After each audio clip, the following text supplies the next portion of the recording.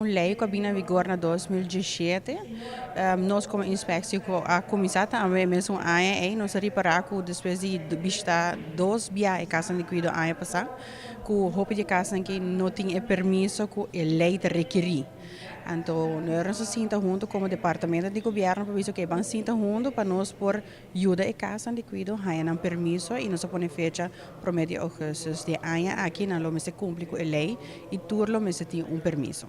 Nanta entregar uma petição para permisso no departamento de direção volksgezondheid, nanti uma afdeling ouderenzorg. En de hoort er requerir que o brandweer vai controlar, DTI, hygiënische dienst. Dus tem outro aspecto que vai controlar, caminho com a segurança de pessoa que tem em casa vai garantizar.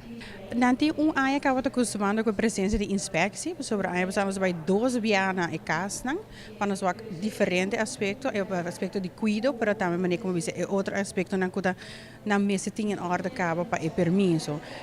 Nós temos como inspecção, como departamento de governo para o paciente e cliente, como nós temos em casa de cuido. E overgang dat eigenlijk 2 anos e meio, termijn hoop largo bobo bisa. Pero me te quieren a tempo para não por preparar, para não por cumprir com a lei.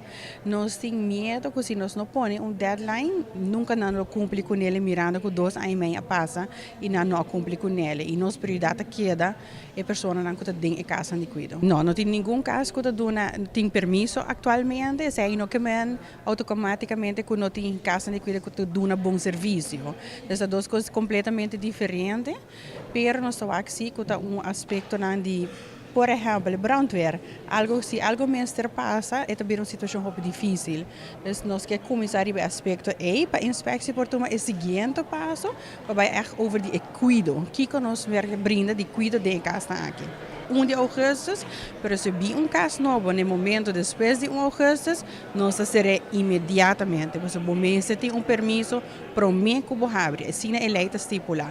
Pero já nós temos em conta que o grupo que está grupo existente, de paciente não está dando bom serviço na casa aqui, então não tem motivo para ser imediatamente, pero o grupo novo que está vindo sim, não vai tolerar, não vai ter tolerância que tem 2 anos e meio mais.